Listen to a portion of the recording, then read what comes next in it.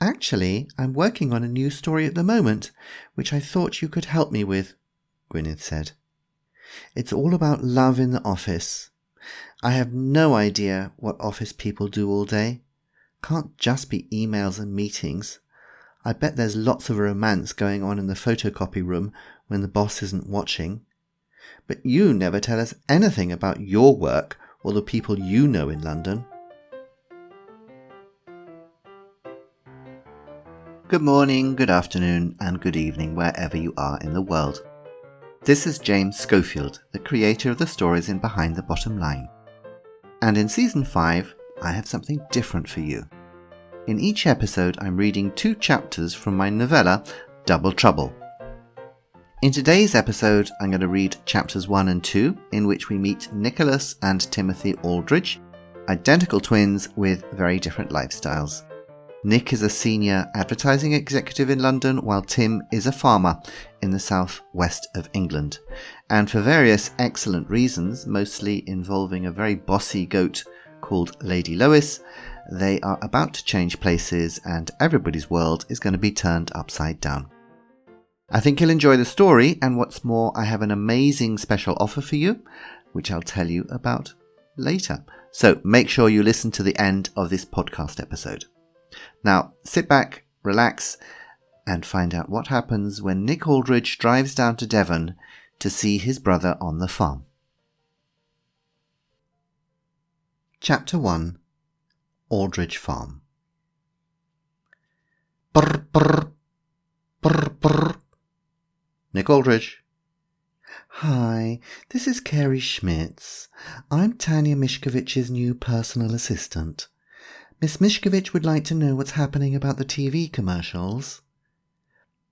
Well, we still don't have the client's final go-ahead yet, but thanks to Miss Mishkovich's, connections, I'm sure that won't be a problem. There was a short silence at the other end of the line. Right, let's hope not. But you will let us know as soon as you have the details, won't you? Miss Mishkovich wants to make sure her performance is just right. Bye now. Nick wondered why Tanya, a London-based Russian model with an excellent business brain underneath her platinum blonde hair, was worried.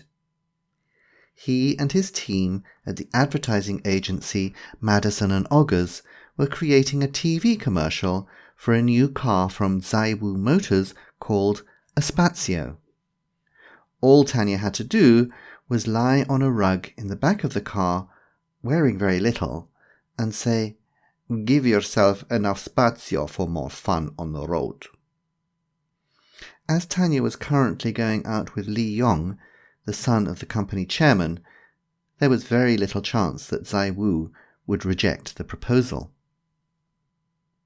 He took a left turn off the motorway and started following signs in the direction of Tortbridge, a small town in Devon in the far southwest of England, about 5 hours' drive from London. The car phone rang again. Nick Aldridge. Hello? Hello? Is that you, Nick? Where are you? Oh, Gwyneth, sorry, I'm on my way. I'll be with you in about half an hour. I couldn't get away earlier. Well, there's no lunch for you. Lady Lois ate it when nobody was watching. You'll have to make do with bread and cheese when you get here, I'm afraid. No problem. See you soon. Bye, Gwyneth. The rain that had followed Nick all the way down from London was getting heavier and heavier, and it was difficult to see the road ahead of him. The headlights of his BMW highlighted miserable-looking cows or sheep standing close together under trees in the wet fields. Brr, brr, brr, brr. Nick Aldridge. Nick, this is Tim here. Nick's twin brother Timothy spoke very carefully and slowly, as if he didn't believe his voice could be heard on a mobile phone. He still used the old telephone their father had installed on the family farm in 1968. Tim said mobile phones were an unnecessary and possibly unhealthy invention, and he refused to buy one. Nick, Are you driving and telephoning at the same time? I heard Gwyneth talking to you. Yes, Tim. You shouldn't. It's dangerous. Tim, it's a car phone. I don't need to use my hands. So, what's new on the farm? We've got a Polish agricultural student helping us with the goats at the moment. Nick imagined someone with big hands, big feet, and a big black moustache. Oh, good. And is Lady Lois doing well? She ate your lunch, said Tim fondly. Bad girl. Well, drive carefully and we'll see you soon. He hung up. There were 2 women in Timothy Aldridge's life. His wife, Gwyneth, and Lady Lois, his prize-winning goat and head of the goat herd, which produced the organic milk from which he made a special cheese, Aldridge Blue, which was sold to expensive shops and restaurants in London. Nick much preferred Gwyneth. She was small, with pale skin, freckles, large grey eyes, and long red hair which she tied back. She was cheerful and funny, which were big advantages for somebody living on a farm. Lady Lois, on the other hand, had no sense of humour and was very bossy. Nick had not been on good terms with Lady Lois since his last visit to Timothy and Gwyneth, when she had tried to eat his new mobile phone.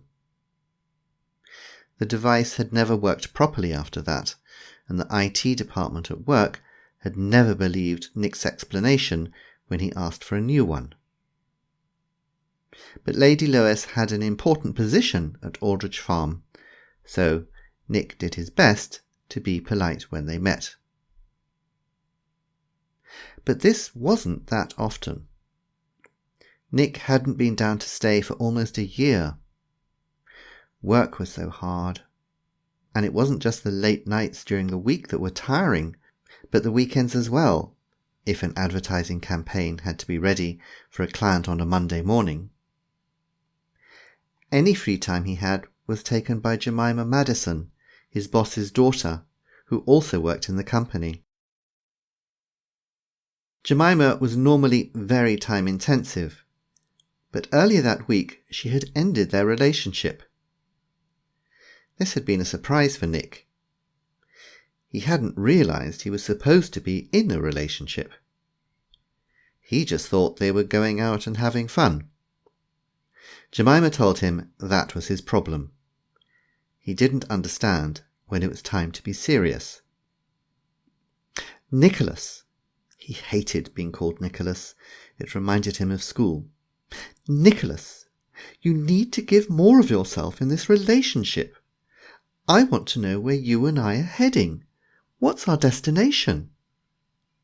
She had said this as they were driving back to her flat after work. And before Nick could stop himself, he had told her that they were driving down the King's Road and soon they'd be crossing Putney Bridge and would be in Putney. She had sat in angry silence for the rest of the journey. The next day he'd found a book on his desk. 1, 2, 3, Building Adult Relationships Based on Respect, by Dr. Judith Sukasus, Ph.D. Inside she had written, I feel sorry for you, Nicholas. Read this and then let's talk again. Jemima. It now lay on the back seat of his car, unread. It was nearly dark now as he turned off the Tortbridge main road onto the small side road that ended at Aldridge Farm. As he crossed a narrow bridge, the car lights reflected off the water in the River Tortbridge, which, after a week of rain, was nearly level with the road. He drove slowly up the hill leading into the farm, the car bumping up and down in the water-filled holes in the road. Timothy always said he would mend the holes, but the organic goat's cheese business was not very profitable, and the repairs were always delayed. As Nick parked the car in the farmyard, two figures came out of the kitchen door to greet him, carrying an umbrella. He opened the car door and got out.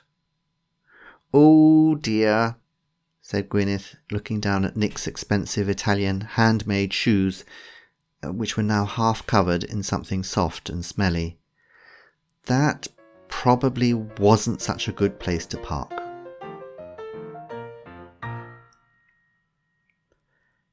Chapter 2. Meeting Wanda. It always amazed Gwyneth when she saw Timothy and Nick together how similar they looked. Timothy was browner from being outside so much, and his dark blonde hair was longer and more untidy than his younger twin brother, but otherwise it was hard to see any difference. They even had the same habits, such as scratching the back of their neck when embarrassed, or always sneezing 3 times. They sat mirroring each other across the kitchen table. While Nick ate his bread and some fresh Aldridge blue cheese, Timothy told him about the gossip from the local market town, about changes on the farm, and, of course, the latest Lady Lois story. And then, "Nick, listen to this. A couple of weeks ago, the vet wanted to give her a chemical sedative so he could examine her, but she smelt it in her food and wouldn't eat it. She made a funny noise like this." He put his head back and made a strange noise in his throat. "Meh, meh." It was like she was telling me it was poisoned. But Gwyneth makes a special herbal sedative with plants from our garden, and we put some of that in her food, which she ate just as normal. Timothy picked up a small brown medicine bottle which was standing on the kitchen table. It worked really well. She was completely calm for the vet. "Shall we go and see her now?" Nick didn't move. "Could Lady Lois wait a bit, Tim? What about you, Gwyneth? Any more love stories on their way?" Gwyneth wrote romantic novels to help pay their bills. They were usually about doctors and nurses, or film stars and their assistants. "Actually, I'm working on a new story at the moment, which I thought you could help me with," Gwyneth said. "It's all about love in the office. I have no idea what office people do all day. Can't just be emails and meetings.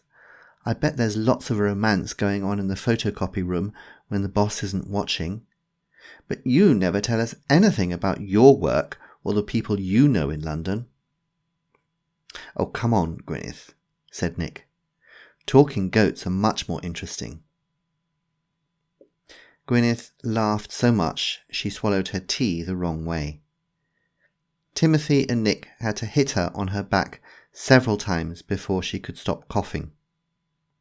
Just as she recovered, the door opened and somebody came into the kitchen. "Ah, there you are," said Timothy. "This is my brother Nick. I told you about our Polish agricultural student, didn't I, Nick?"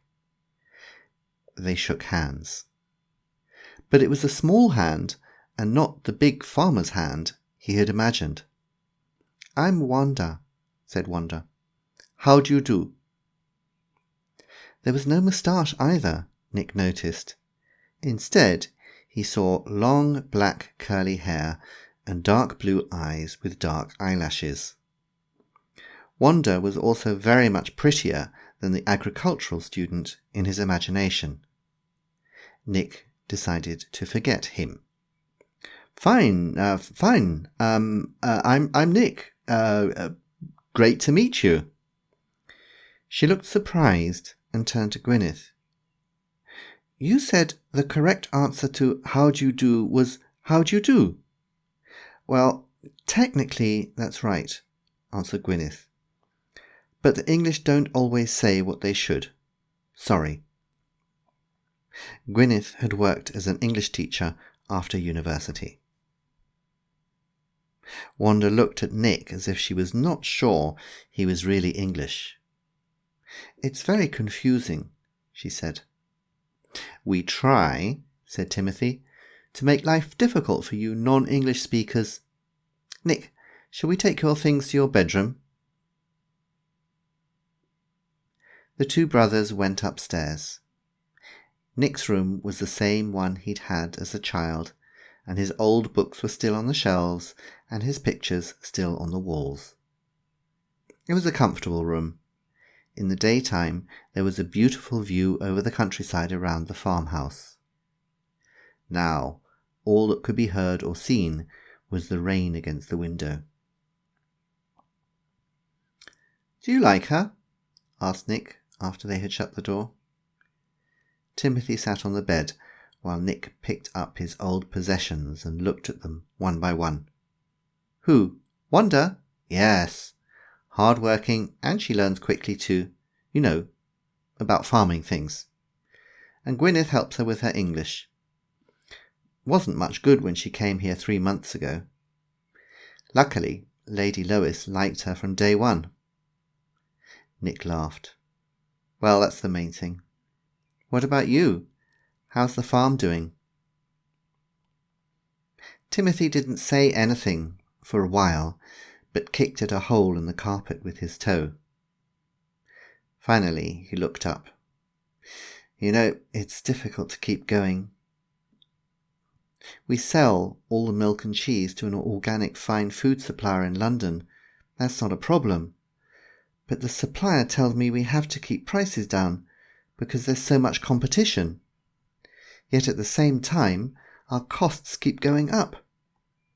Just last week, some idiot from the Ministry of Agriculture was here inspecting the milking equipment. He said it wasn't modern enough for health and safety standards, and if we don't install new stuff in the next 3 months, he'll stop us selling our milk and cheese. That's ridiculous. We eat and drink it every day, and we've never been ill." "I could lend you some money, you know, if you want," asked Nick, although he knew how Timothy would answer. Timothy had always felt bad that he'd inherited the farm when their father died. Nick had inherited his father's shares in a company which unexpectedly went bankrupt a few months after their father's funeral, leaving Nick with nothing. No, we'll manage somehow, Nick. We always do." He changed the subject. "Anyway, how's your job going? What are you up to?" "It's going well, thanks. I've just finished planning a TV commercial for a new car from Zaiwu Motors called a Spazio. We plan to use Tanya Mishkovich." "Tanya who?" "Mishkovich. She's a top model. You know, always in the newspapers and fashion magazines." Timothy shook his head. "No, never heard of her. Sorry." "What about girls, Nick?" he asked. "It would be nice if you came down here with a girlfriend." Nick thought of telling Timothy about Jemima Madison, but the chances of her becoming a girlfriend seemed small at the moment. It wasn't worth mentioning her. "Yeah, sometime. Why don't we go and say hello to Lady Lois now?" And at that moment, the mobile phone in Nick's pocket rang. I hope you enjoyed the first 2 chapters of Double Trouble. Now here's the special offer I promised.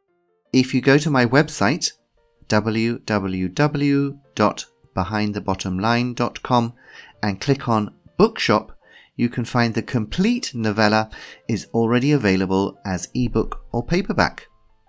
Now, for the first 10 listeners who post a review about Behind the Bottom Line and Double Trouble on my website, I will send a free signed paperback copy of Double Trouble.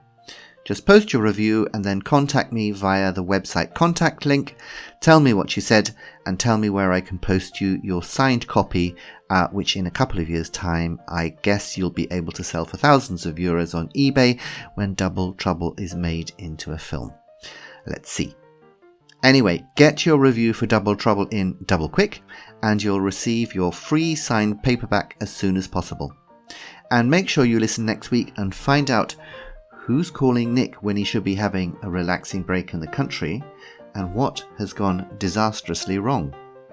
Until next week, this is James Schofield saying goodbye.